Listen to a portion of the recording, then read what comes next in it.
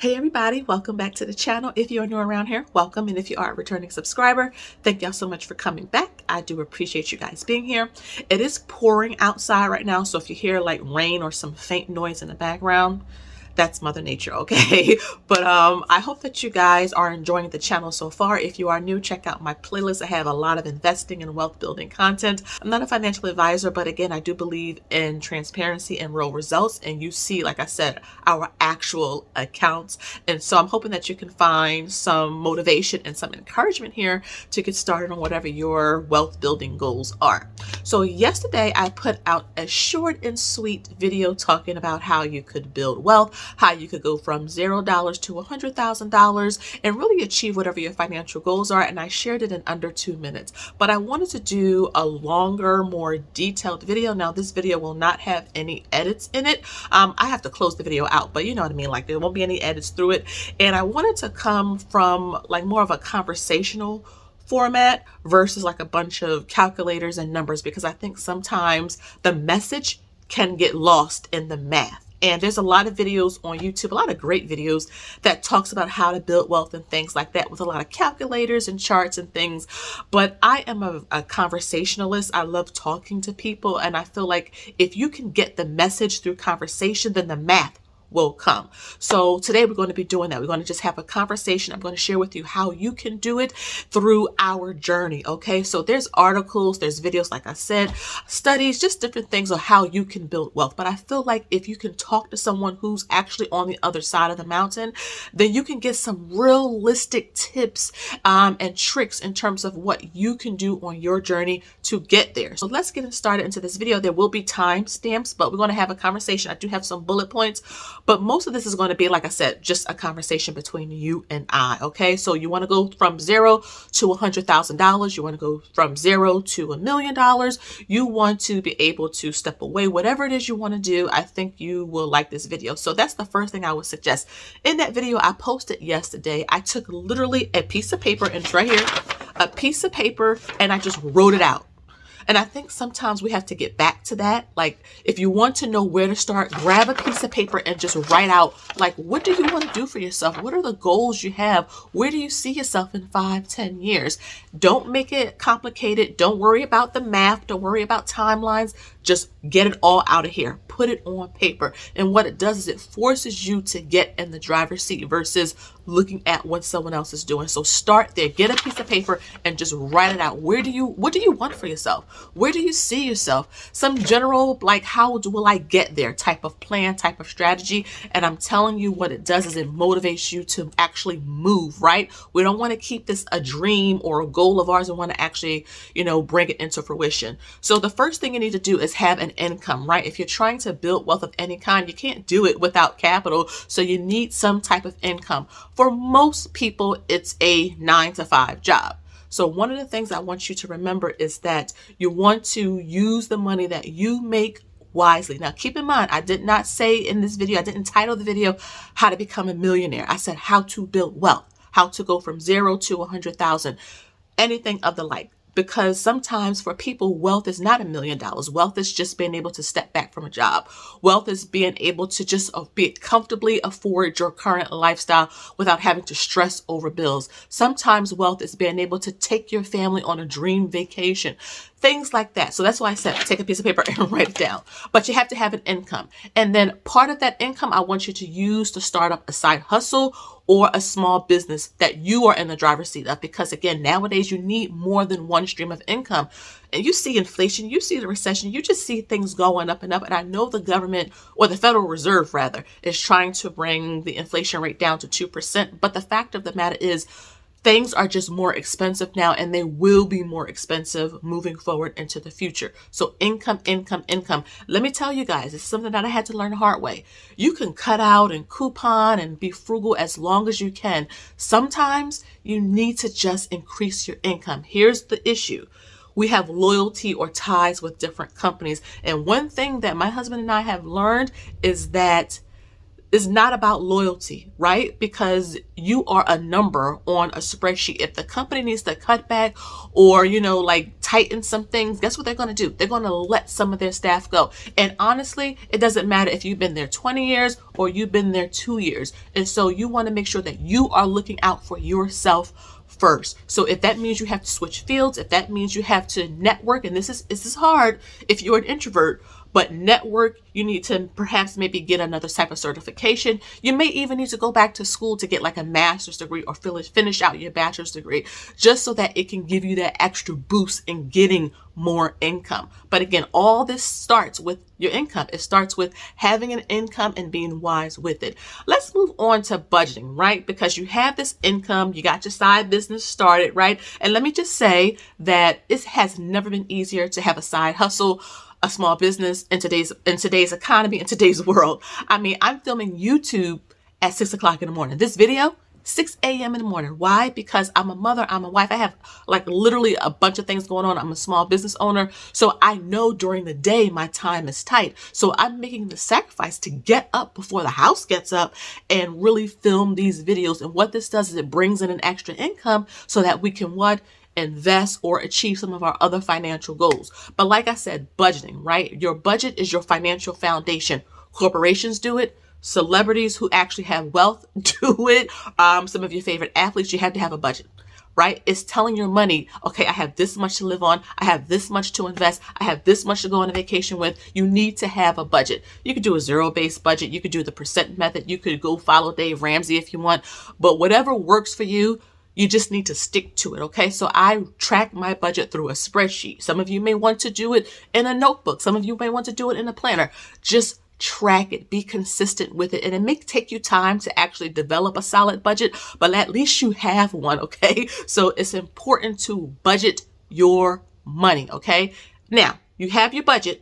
These are the 3 main things you need to be doing with it, because this is what we learned, as we were building our wealth. And this is, again, Warren Buffett talks about it. Dave Ramsey talks about it. Charlie Munger talks about it. If you really want to build anything, you need to know what's coming in and you need to know what's going out. And you need to minimize what's going out and you need to maximize what's coming in. So living expenses. So these are your 4 walls, right? Mortgage, rent, utilities, gas, food, things like that. These are things we need to survive. So you always have to make sure your 4 walls are in place. There's no sense of investing and you can't pay your rent or your mortgage, right? We want to use wisdom here. And then you want to have some sinking funds, right? Sinking funds are basically mini savings accounts that, you save money for expected future expenses or events. So Christmas comes at the same time every year. Birthdays in your family come at the same time every year. Different holidays, same time every year. Why not save up for that stuff ahead of time, little by little, so that when it's due or when that time comes, you'll have the money to pay for it. And then another thing that I think people forget to budget is fun. And keep in mind, I said it after your expenses, your living expenses, and your sinking funds. Budget a little bit of fun. A lot of times people have a hard time getting ahead with their finances because they're getting into debt to have fun. Yes, you can enjoy your life. Yes, you only have one life to live, but I'm telling you, I've said it before, if you plan on living to be, 50, 60, 70, you see people are living longer nowadays. You need to have money to live off of unless you want to just keep working, which is fine as well. But I can tell you, my husband and I don't. So we budget money in and we save for it little by little. Vacations, date nights, family time out, so that we don't have to go into debt, which I will talk about in a second. And then I want you, last but not least, create an emergency fund. It's not if something will happen, is when something will happen. And then sometimes these some things that will happen back to back to back to back. So you need to make sure you have an emergency fund. I can't stress this enough. Again, we didn't get to investing, real estate. We didn't get to any of that yet. I hope you noticed that. Again, your foundation is very, very important, okay? So that's the living expenses part of your budget. Let's talk about debt. This is where most people have issues. It's because they have a lot of high interest debt. So you want to try to pay off your high consumer debt. Every time the Federal Reserve increase those interest rates, I know we are happy because we see our savings account interest rate going up, but it doesn't hold a candle to the debt that is going up, the interest rate. So like your credit cards, car loans, if you have variable interest rate attached to a HELOC, which most HELOCs have, if you have personal loans, things like that, your rate is going up and it is outpacing what you're getting in like a high yield savings account. So again, you want to make sure that if you're getting any extra money, tax refund time. I know several of you have told me you have invested a lot of your tax refund, or you were saving some of your tax refund. Now, here, a clap for you guys, because I'm happy to hear that, right? But to take some extra money that you may get and pay the stuff off, because that's what we did. Tax refund time. I said in the live, I said from age 20 to 29, that's 10 years, we received about $60,000 in tax refunds. That's on average about $6,000 a year. Now, I know people who were getting more than that in a tax refund. And after a whole decade, we had nothing to speak of for it because we were just wasting the tax refund. So sometimes people will say, well, I don't have any money to invest or pay off debt or save. Yes, you do. Are you getting tax refunds? What are you doing with the extra money that you get? Are you managing it? Are you budgeting it? Are you writing out a plan or a strategy? And I'm telling you guys, a lot of times it falls through the holes because we just kind of willy-nilly with our finances. But again, it's very, very important when you get extra monies, put it towards some of these goals, okay? So like I said, pay off high consumer debt and stay out of debt. That's going back to the budgeting and your sinking funds and your emergencies. You're building those up so that you don't have to swipe the card. The next thing that it will do is increase your credit score. So when we talk about the assets in a few minutes, let me tell you, as someone who owns multiple properties, you need to have good credit. If not excellent credit, especially in the housing environment that we're in right now. But like I said, we'll talk about it. But the good thing about paying off debt is that it will increase your credit score. Now, don't close the account. You could cut up the cards, freeze them, something along those lines, but don't close the accounts, okay? And you want to make sure that if you are developing good credit usage habits, that you are keeping your credit usage low. You don't want it over 30%. Keep that baby low. And the great way you can do that is just every time you charge something before the end of the month, pay it off. That's what I do. I know I put a poll up and a lot of you said you do the same thing. Pay off the credit card every month, because what's the point or purpose of getting points and you're paying 20% interest and you're carrying a balance?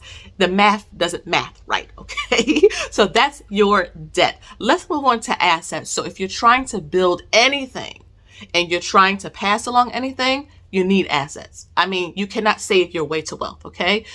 You need some type of asset. So the first thing that I do and my husband did was invest in the stock market. That's probably the most popular way for most people to attain wealth and to keep it. It's just put your money in some stocks, right? Some good stocks and funds. Now I have several videos and many playlists on this channel where you can go back. If you are new, I have a beginner investing 101 playlist talking about 401ks, Roth IRAs, index funds, ETFs, mutual funds, dividend investing, growth investing. I mean, when I say I have something for everybody here, I do. So go back through the videos, take some time to educate yourself. I put a story up on my Instagram, so you should be following me over on Instagram. Information is below, where I was up at 7:30 at night after everybody was kind of fed and calmed down. I was studying. I was on CNBC. I had my notebook and I was just studying, going through, seeing what companies were coming out, any news, anything that my husband and I should be looking at. And that's the time I use. Could I be watching the Real Housewives of Atlanta? Yes. Or some reality show or things like that? Yes. But if I didn't sacrifice and make the time, I'm telling you, you'll never be in the know if you don't make time to know. Okay. So investing in stocks. Now under that, I'm a big fan of growth and I'm a fan of dividends. Okay. And we have individual and funds wrapped up into this, but I'm a big fan of dividend investing, especially if you started later in life, because not many of us started at 20 or 25. Some of us are starting at 30. Some of us are starting at 40, 45, 50. And so dividend investing, when you're doing it right, it kind of helps move you forward a little quicker because you're getting payouts from the company and you're getting it reinvested and it's increasing your share size. So when the next dividend payout, that payment is a little bigger. So I love dividend investing for that specific reason. Another asset that you can build is real estate. Now, I'm a big fan of real estate. Keep in mind, real estate is not for everybody. Okay. And I don't knock it if people don't like to own property, because, you know, people have their reasons for wanting to do things. But over here in our home, My husband is probably more of a real estate fan than I am. I'm more into the stock market. He's more into real estate, but together we both are on board with both of these assets. And so you can own real estate in like 3 different ways. So you can do it in physical property. So many of people get started in real estate by just buying their first home, living in it for a year or two, and then keep that home to rent out, and they will just upgrade to another home. That's how most people do it. Some people will get into a duplex or a triplex. They'll live in one unit and rent out the other units. Okay, you may buy like an inexpensive home and like renovate it and do it that way. So there's different ways you can get into actual real estate. I'm just saying most people get into it by owning their first home, but I love it. I love not just, having the rental properties, and we vet our tenants like a crazy person. Okay, we vet our tenants because we want to make sure that someone will take care of the house as if it was their own, because it is their home. We're like the bank. They are the people who are, occupying the space, and we still have the same tenants in the properties. And again, we get our rent payments. Now we have one tenant that pays late all the time, but he pays and he takes care of the property. Like he paints, remove the carpet, refinish the floors. I mean, this guy like really thinks this house is his, and that's what you want as a landlord. So that's an asset as well, and that's income coming in from those 2 assets. And then there are REITs. So you can invest in real estate investment trusts through the stock market, which is also another great thing. And I talk about REITs on this channel, so make sure you check out the last few videos. And then last but not least, you can invest with a company like Fundrise. So Fundrise is a private investing firm that pools money together from private investors. So it's not through the stock market. It's done privately through, let's say you and I and like 100 other people, and they will buy an apartment complex. They will buy, a warehouse. So think of like BlackRock, but on a smaller scale. And if you don't know who BlackRock is, just go to Google and type them in. They are really big in the real estate space. But I like Fundrise because I can actually see the apartment complex. I can look it up on Google, how much the rents are, the type of tenants, things like that. So I really am big into that. So we talked about our income, and then making a side hustle from that, or starting a small business from that. We talked about your budgeting from the income, okay? This is important, and how you have to budget out living, debt, and assets, because these all work together to help you to elevate and move forward. And then when you do all 3 of these things together, that is where your wealth comes in. I'm telling you from personal experience, that's where it comes in. So let me share some tips and tricks with you guys before I close out the video. The first thing you're going to have to do, and this is going to be hard, I'm just being honest with you guys, you got to make a sacrifice. This was hard for me to accept because I'm a girl who likes to shop. I like Target. I like all of that stuff. But if I'm overspending by just going out all the time, if I don't learn how to maybe do my own nails, if I don't learn how to do my own hair, if I don't learn how to just be satisfied in the state that I'm in, and this is something that I went through. I saw that I had more of my money going out towards extras and fun than towards our goal. So we want to save some money every month. We were saving like $100 or $200, but spending $500 eating out. You see how that's kind of backwards? You want to actually put more and sacrifice so you can put more into savings and cut back on like the eating out and things like that. So that's the second point, is that outside of sacrificing, cut back on some extras. And here's the thing, challenge yourself. Find some coupons to like local restaurants so that you can get some money off. When I'm in the grocery store, I use the little coupons. There's like something called like a Catalina that'll print out of the machine. And it'll be for like $2 and $5 off. And people will just leave them there. Like they will just leave them there and walk away, or like throw them in like the little like waste baskets. And yes, I will literally take it out of the waste basket and use it. That's like throwing real money away. Another thing that you can do is try to find ways to make more. Like I said, you can start a side hustle. You have your 9 to 5, but step out of your comfort zone. Like YouTube, like I would have never thought I would be on YouTube talking to a camera and talking to literally at this point thousands of you at this point. Some little things, use the cashback apps. Okay, so Ibotta and Fetch. Fetch is great because you literally scan a receipt and you get points for gift cards. It's that simple. It's that easy. Scan your receipt, you get points, build up some points, you get free gift cards. Yes, my link is down below. Sign up. I think you get like 2,000 points right off the bat, okay? But like these little things that we disregard, like I'll see money on the ground. Literally, I found $20 bill on the ground, I think 2 or 3 separate times, just on the ground. I found dollar bills on the ground, quarters, nickels, dimes. Sometimes if I'm at a store or a place and they have a vending machine, people will leave the change inside of the thing. I'm like, do they not check? Like, okay, I have some change left. They don't. So, okay. So don't discount the small wins. People think like that doesn't help to build wealth. Yes, it does, because if you can get $100 in coins that you find through a year, that's a whole share of realty income. Yes, that's a company that pays a dividend out every month. That is maybe paying off a credit card or going towards paying off a credit card. That's money you can put in your vacation fund. So don't discount the small wins. That's one of the biggest tips I want you guys to walk away with, is if you are getting your small dividend payments, you are putting, a couple of dollars towards your debt, you are able to save a couple of dollars towards your savings. What you're doing is building good habits so that when you do receive those large chunks of money from an inheritance, tax refunds, bonus, pay raise, wherever, you have the habits already on board so that okay, I'm going to do this with it, I'm going to do that with it, I'm going to do that with it, versus, allowing it to fall by the wayside. This is why many celebrities and athletes in particular don't have anything after 5 years of, let's say, not playing basketball, not playing baseball, not playing football, because they didn't use the money right. So it's really not so much how much you have, it's how well you manage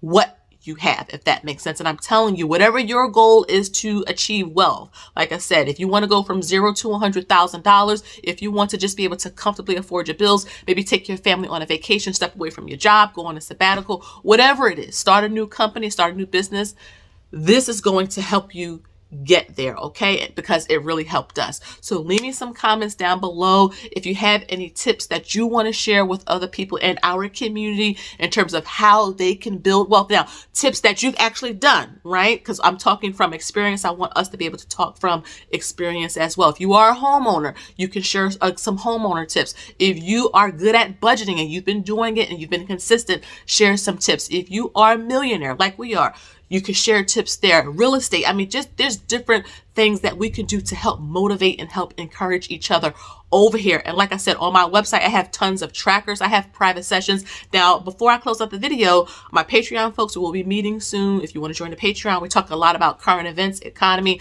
I take questions right on the spot, Q&As, things like that. We do that over in the Patreon. I do have a money group that we meet at the end of this month as well. And what that money group is that you all submit your goals and then I give you feedback on how to get there. And then I have our book club, so finance and money books that we read and discuss together. That's through my YouTube membership. So like I said, there's something for everybody on this channel, okay? And I think my prices are pretty fair because I've been told by many bigger influencers I don't charge enough. But it's not about charging so much. It's about getting paid for my time, yes, but providing value because I want to help as many people as I can to get to their financial freedom goals. So all of that information is down below in my description box. Again, thank you guys so much for watching. Please remember to like, share, and subscribe if you find any value in this content, all right? Share this on your page. Share this with your family and friends because it really helps the algorithm push the video out there. I believe in representation. I believe that, there is more than one type of investor.